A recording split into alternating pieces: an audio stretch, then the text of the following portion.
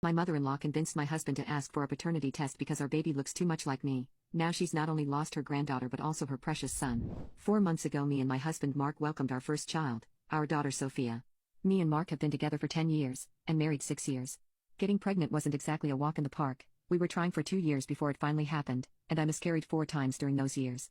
My parents died when I was 15 and I lived with my grandparents until I was 18 and started at college. My mother-in-law has been like a mother to me and has been an amazing support ever since me and Mark got together. She made dinners and called daily to check up on me after the miscarriages. When Sophia was born, the first thing mother-in-law did when she came to visit was to check up on how I was doing after the birth before focusing on Sophia. I remember thinking I had the best mother-in-law anyone could ask for.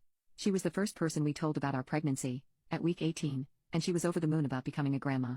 The first 4 weeks after we got home from the hospital, she moved in with us to help out with Sophia. She was so helpful and always made sure she didn't overstep in any way.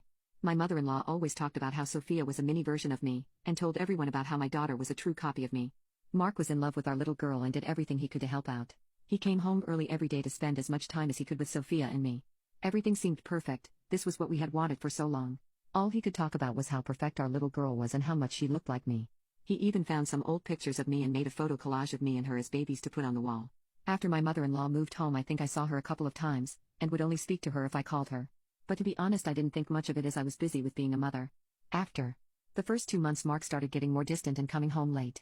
He started to spend a lot of time at his mother's house as he said she needed help with some renovations in her house. I appreciated all the help mother-in-law had given us, so I decided to not complain about it, even though I was exhausted from never getting an hour to myself anymore.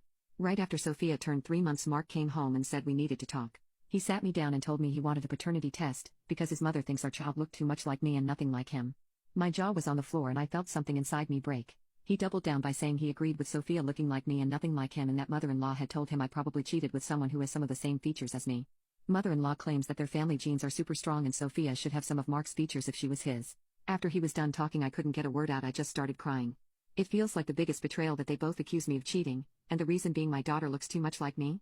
He told me he was sorry, but his mother got into his head and he couldn't let it go, and it was constantly on his mind.